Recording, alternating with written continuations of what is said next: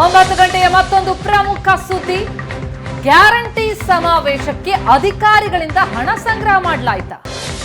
ಹೀಗಂತ ಒಂದು ಸ್ಫೋಟಕ ಆರೋಪ ಮಾಡಿದ್ದಾರೆ ಹಾಸನದಲ್ಲಿ ಸಂಸದ ಪ್ರಜ್ವಲ್ ರೇವಣ್ಣ. ಸಿಎಂ ಡಿಸಿಎಂ ಭಾಗವಹಿಸಿದಂತಹ ಗ್ಯಾರಂಟಿ ಸಮಾವೇಶ ಶುಕ್ರವಾರ ಸರ್ಕಾರಿ ಕಾರ್ಯಕ್ರಮ ಅಂತ ಮಾಡಿದ್ದಾರೆ. 3 ರಿಂದ 4 ಕೋಟಿ ಖರ್ಚಾಗುತ್ತೆ, ಎಲ್ಲಿಂದ ತರ್ತಾರೆ? ಗ್ಯಾರಂಟಿ ಸಮಾವೇಶಕ್ಕೆ ಸರ್ಕಾರದಿಂದ ದುಡ್ಡನ್ನ ಕೊಟ್ಟಿಲ್ಲ. ಕ್ರಷರ್, ಕ್ವಾರಿ ಮಾಲೀಕರು ಅಧಿಕಾರಿಗಳಿಂದ ಹಣ ವಸೂಲಿ ಮಾಡಿ ಕಾರ್ಯಕ್ರಮ ಮಾಡಿದ್ದಾರೆ ಎನ್ನುವ ಆರೋಪವನ್ನ ಪ್ರಜ್ವಲ್ ಮಾಡ್ತಾ ಇದ್ದಾರೆ. ಸುಮಾರು 4 ಕೋಟಿ ರೂಪಾಯಿ ವಸೂಲಿಯಾಗಿದೆ ಎನ್ನುವುದು ಪ್ರಜ್ವಲ್ ಆರೋಪ. ಜಿಲ್ಲಾಧಿಕಾರಿಗಳು ಪಾರದರ್ಶಕವಾಗಿ ಕೆಲಸ ಮಾಡಬೇಕು. ನಾವು 750 ಬಸ್ ಪಂಚಾಯಿತಿ ವಾರು ಬಿಟ್ಟಿದ್ದೀವಿ. ಪಿಡಿಒಗಳಿಗೆ ಜನ ಕರ್ಕೊಂಡು ಬರಲು ಹೇಳಿದ್ದೀವಿ.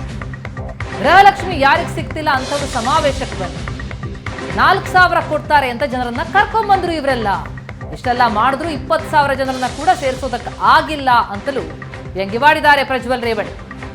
ಸಮಾವೇಶದ ಕುರಿತಾಗಿ ಭಾರಿ ಆರೋಪ ಮಾಡ್ತಿದ್ದಾರೆ.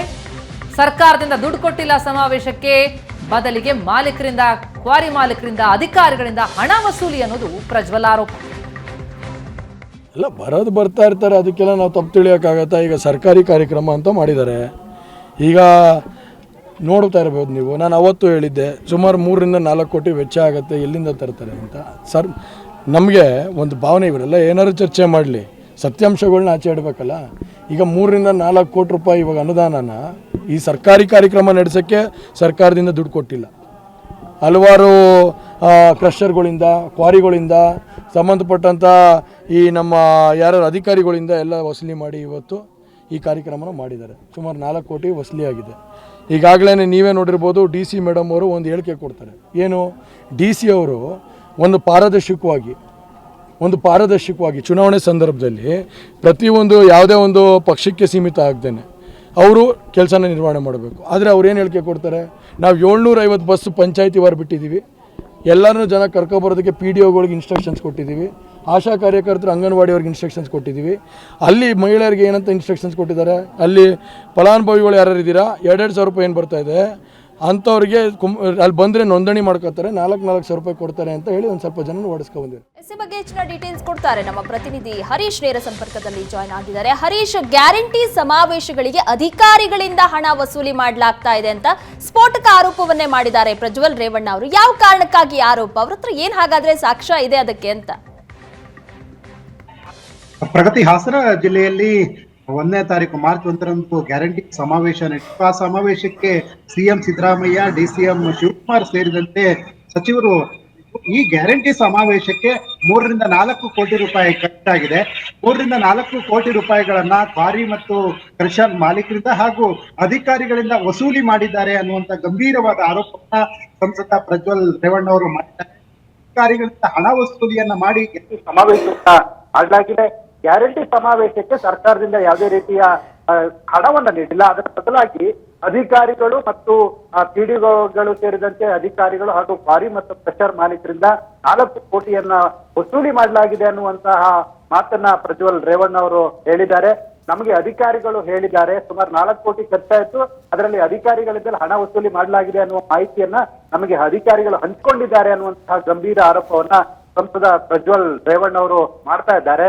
ಹಾಗಾದ್ರೆ ಗ್ಯಾರಂಟಿ ಸಮಾವೇಶಕ್ಕೆ ಸರ್ಕಾರದಿಂದ ಹಣವನ್ನ ನೀಡಲಾಗಿಲ್ವಾ, ಸರ್ಕಾರದ ಹಣವನ್ನ ಬಳಕೆ ಮಾಡಲಾಗಿಲ್ವಾ, ಆ ಒಂದು ಸಮಾವೇಶದಲ್ಲಿ ಬೇರೆ ಅಧಿಕಾರಿಗಳ ಹತ್ರ ವಸೂಲಿ ಮಾಡಿ ಈ ಒಂದು ಕಾರ್ಯಕ್ರಮವನ್ನು ಮಾಡಲಾಗಿತ್ತೆ ಅನ್ನುವಂತಹ ಪ್ರಶ್ನೆಯನ್ನ ಪ್ರಜ್ವಲ್ ರೇವಣ್ಣ ಅವರ ಆರೋಪ ಈಗ ಚರ್ಚೆಗೆ ಗ್ರಾಸ ಮಾಡಿಕೊಟ್ಟಿರ್ತಕ್ಕಂಥದ್ದು.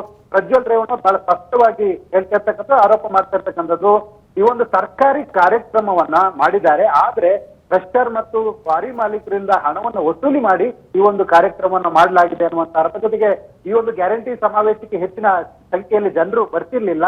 ಆ ಜನರಿಗೆ ಆಮಿಷವನ್ನ ಒಡ್ಡಿ, ಫಲಾನುಭವಿಗಳು ಯಾರಿದ್ದಾರೆ ಅವರಿಗೆ ಆಮಿಷವನ್ನ ಒಡ್ಡಿ 2,000 ಹಣ ಏನ್ ಬರ್ತಾ ಇದೆ ನಿಮಗೆ ಗೃಹಲಕ್ಷ್ಮಿ ಯೋಜನೆಯಲ್ಲಿ, ಇದರ ಬದಲಾಗಿ 2,000ಕ್ಕೆ ಬದಲಾಗಿ ಆ ಒಂದು ಗ್ಯಾರಂಟಿ ಸಮಾವೇಶಕ್ಕೆ ಆಗಮಿಸಿದ್ದೆ ಆದ್ರೆ ನಿಮಗೆ 4,000 ರೂಪಾಯಿಗಳ ಹಣ ಬರುತ್ತೆ ಅನ್ನುವಂತ ಆಮಿಷವನ್ನ ಒಡ್ಡಿ ಈ ಒಂದು ಕಾರ್ಯಕ್ರಮಕ್ಕೆ ಜನರನ್ನ ಕರೆತರಲಾಗಿದೆ. ಇದರಲ್ಲಿ ಆಡಳಿತ ಯಂತ್ರವನ್ನ ದುರುಪಯೋಗವನ್ನ ಮಾಡ್ಕೊಂಡಿದೆ ಸರ್ಕಾರ ಅನ್ನುವಂತಹದ್ದು ಪ್ರಜ್ವಲ್ ರೇವಣ್ಣ ಅವರ ಆರೋಪ ಆಗಿರ್ತಕ್ಕಂಥದ್ದು. ಸಿಎಂ ಮತ್ತು ಡಿಸಿಎಂ ಅವರು ಈ ಒಂದು ಕಾರ್ಯಕ್ರಮಕ್ಕೆ ಆಗಮಿಸಿದ್ರು. ಸಚಿವರು ಸಹ ಬೈರತಿ ಸುರೇಶ್ ಹಾಗೂ ಚಲುವರಾಯಸ್ವಾಮಿ ಸಹ ಈ ಒಂದು ಗ್ಯಾರಂಟಿ ಸಮಾವೇಶದಲ್ಲಿ ಭಾಗವಹಿಸಿದ್ರು.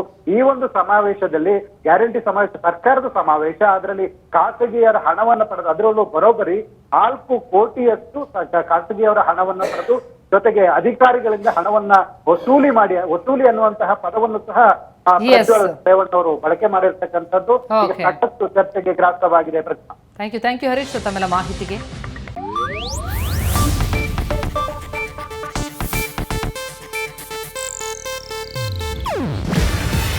ಇದು ಏಷ್ಯಾನೆಟ್ ನ್ಯೂಸ್ ನೆಟ್ವರ್ಕ್ ಪ್ರಸ್ತುತಿ.